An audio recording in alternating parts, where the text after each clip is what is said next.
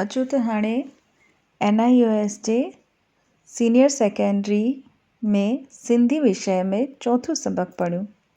चुंड सिंधी शाइर। इन खां अॻु असां कवि किशन चंद बेविस जी शाइरीअ ते पढ़ियो आहे। इन सबक़ में असां सिंधीअ में कविता जे अलॻि अलॻि शाइरनि जी शाइरीअ ते रुबाई, पंजकड़ा, गज़ल ऐं गीत वग़ैरह जे बारे में ॼाण हासिल कंदासीं। हरूमल सदारंगाणीअ जी कविता में रहस्यवाद, प्रभु वफ़ा जे पंजकड़नि में इंसानियत, नारायण श्याम जे गज़लुनि में सिंधी ॿोलीअ जे ख़ूबियुनि बाबति ऐं सुखनि दुखनि बाबति ॼाणायो वियो आहे। मक़सदु आहे, हिन सबक़ खे पढ़ण खां पोइ तव्हीं रुबाईअ जो घाड़ेटो सम्झी पेश करे सघंदा। हर हंधि परमात्मा मौजूदु आहे, इहो सच सम्झी वर्णन करे सघंदा।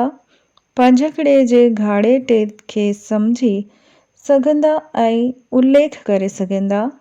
इंसान एकवाद नाम खुमारीअ जहिड़नि लफ़्ज़नि जी माना सम्झी व्याख्या करे सघंदा।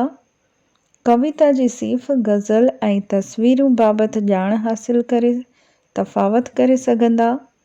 जापानी हाइकू जी मुख़्तसिर सिफ़ खे नारायण श्याम तस्वीरूं जो नालो ॾिनो जो मंज़र साभिया थी बीहंदो आहे। श्याम जी तस्वीरुनि ज़रिए इन हक़ीक़त खे सम्झी तस्वीरूं जो वर्णन करे सघंदा। गीत ऐं सीफ़ बाबति ॼाण हासिल करे तफ़ावत करे सघंदा। ॿियनि कवियुनि जा गीत ऐं यादि करे पेश करे सघंदा। त सभ खां पहिरीं हाणे हरू सदारंगाणीअ जी रुबायूं पढ़ंदासीं।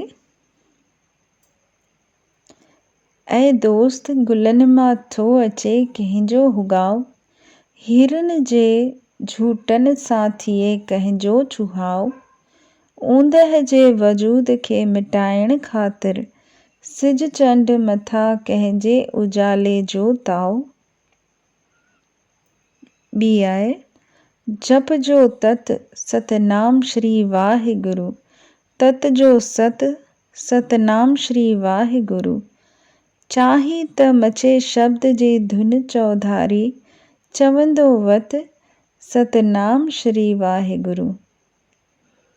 मूंखां न पुछो आहियां कंहिंजो ख़ादम, ख़ाल्क जो ख़ल्क जो कि पंहिंजो ख़ादम, मिणनि जो हक़ आह मथम पोइ बि चवां, दिलड़ी जो वठ पहिरीं तुंहिंजो ख़ादिम।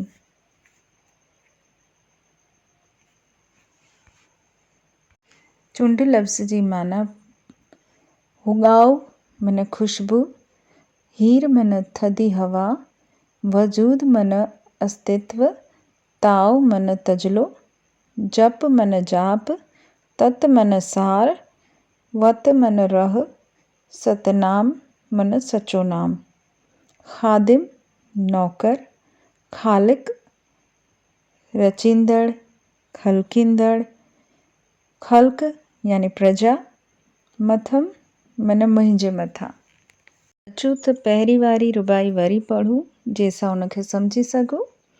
ऐं दोस्त गुलनि मां थो अचे कंहिंजो हुगाव, हीरनि जे झूटनि सां थिए कंहिंजो छुहाव, ऊंदहि जे वजूद खे मिटाइण ख़ातिर सिज चंड मथां कंहिंजे उजाले जो ताव। त हाणे सम्झूं। कविअ खे कुदरत जी हर शइ परमात्मा जी यादि ॾियारे थी।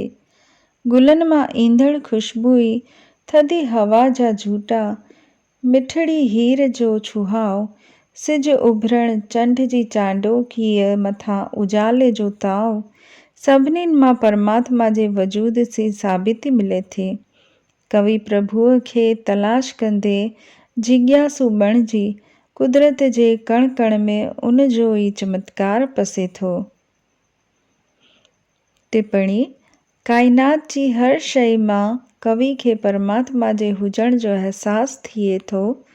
परमात्मा महज़ इंसान ऐं प्राणीअ में ई नथो वसे, पर गुल जी ख़ुशबू ई, हीर जा झूटा, सिज चंड जे उजाले जो ताव सभ में उन जो ई हुअण साबित थिए थो। उहे ई ऊंदहि जो वजूद मिटाइनि था। कुदरत सां प्यार जी साबिती बि हिननि सीटुनि मां मिले थी। हुगाव, छुहाव, ताव हम काफ़िया लफ़्ज़ आहिनि, इन करे संगीत जो आनंद ॾियनि था। त सबक़ बाबति हाणे सवाल। सही जवाब चूंडे ढिंगियुनि में लिखो। हरूमल सदारंगाणीअ सबक़ में लिखियो आहे पंजकड़ा, रूबायूं, सोरठा, गीत।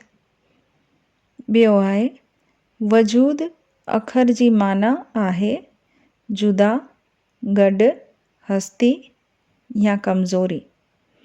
टियों ख़ालिक जो ख़ाल जो की पंहिंजो ख़ादिम। त हाणे ख़ाल भरण लाइ तव्हांखे 4 ऑप्शन मिलिया आहिनि। तंहिंमां हिकु सही आहे भीड़, हुजुम, ख़ल्क़, परमात्मा। ॿी रुबाई आहे जप जो तत सतनाम श्री वाहेगुरु, तत जो सत सतनाम श्री वाहेगुरु। चाही त मचे शब्द जी धुनी चौधारी, चवंदो वत सतनाम श्री वाहेगुरु। सम्झूं कंहिं धर्मी पंथ जा पोइ लॻ पाण में मिलण वक़्तु सतनाम श्री वाहेगुरु चवंदा आहिनि। के फ़क़्ति सतनाम, के रुगो वाहेगुरु चवनि। सतनाम यानी जेको सचो नालो आहे। श्री सुख समृद्धि ऐं वाहेगुरु गुरूअ जी वाह वाही करणु। परमात्मा जो नालो जपण जी घणी अहमियत ॿुधाई वई आहे।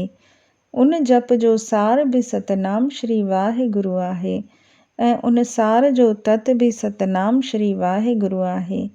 कवि असांखे सम्झाए थो त जे चाहीं थो त चौधारी उन प्रभुअ जे शब्द जी धुनी गूंजंदी रहे त लॻातार चवंदो रह सतनाम श्री वाहेगुरु।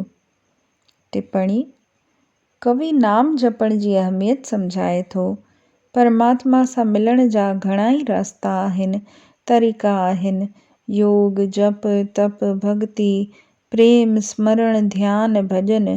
हिन रुबाईअ में कवि नाम जपे प्रभुअ खे पाइण जी राह बाबति सम्झाए थो।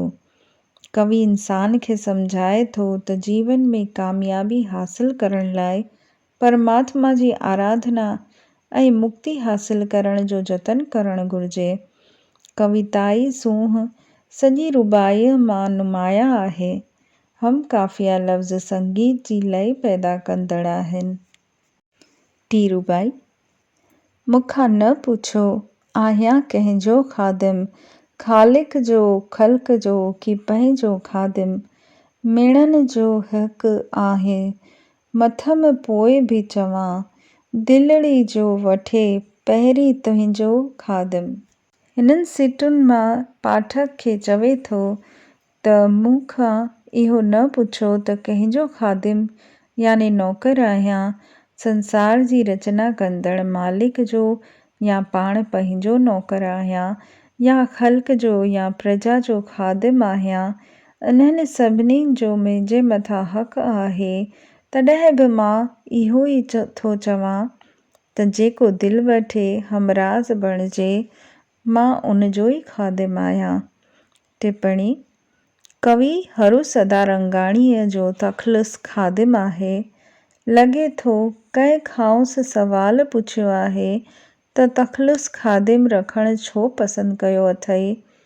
उन जे जवाब में कविअ हिन रुबाईअ जी रचना कई आहे। चवे थो मूंखां इहो पुछो ई न त मां कंहिंजो ख़ादिम आहियां, ख़ालिक जो, ख़ल्क़ जो या पंहिंजो। टिन्ही जो मूं ते पूरो हक़ आहे, पर जेको मुंहिंजी दिलि वठे, दिलि जी ॻाल्हि ॿुधे, पहिरीं उन जो ख़ादिम आहियां। ख़ालिक ख़ल्क़ में ख़, मिणनि मथम में म जो दुहिराउ तजनीस हर्फ़ीअ जो मिसाल आहे। सबक़ बाबति सवाल। सही जवाब चूंडे लिखो।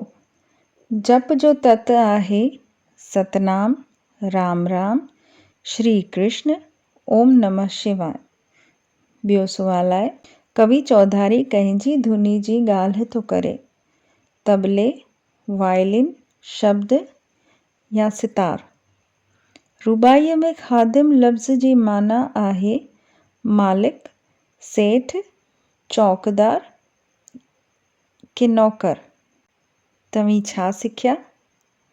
हिन सबक जे रुबाइयुनि मां तव्हीं सिखिया त सिंधी शाइरीअ में रुबाई जुदा सिंफ़ आहे जंहिं में 4 सीटूं आहिनि। पहिरीं, ॿीं ऐं चौथीं सीट जे आख़िर में हम काफ़िया लफ़्ज़ थींदा आहिनि। हर हंधि परमात्मा मौजूदु आहे। गुलनि जे हुगाव, हीर जे झूटनि, सिज चंड जे ताव में उनजो ई जलवो आहे। प्रभुअ सां मिलण लाइ नाम जपण जो रस्तो ॼाणी सघिया। ख़ादिम लफ़्ज़ जी माना ऐं कंहिंजो ख़ादिम बणिजणु घुरिजे इहा ॼाण हासिल करे सघिया। मथम, संदम, संदई जहिड़ा ज़मीरी लफ़्ज़ ऐं उन्हनि जी माना सम्झी सघिया। हाणे लाइकीअ में वधारो। हरुसदा रंगाणीअ जो जनमु 1913 ईस्वी में सिंध में थियो। हू वज़न में पुख़्तो शाइर हो। हुन ईरान मां PhD जी डिग्री हासिल कई। खेसि नई कविता जे मजमूए चीख़ ते साहित्य अकादमी इनाम मिलियल आहे। ही साहिबु प्रोफेसर हो। रुबाईअ ते हिन जो सुठो दस्तरस्त हो। शाइरीअ जे मुख़्तलिफ़ सिफ़ुनि ते कलम आज़माई कयाई।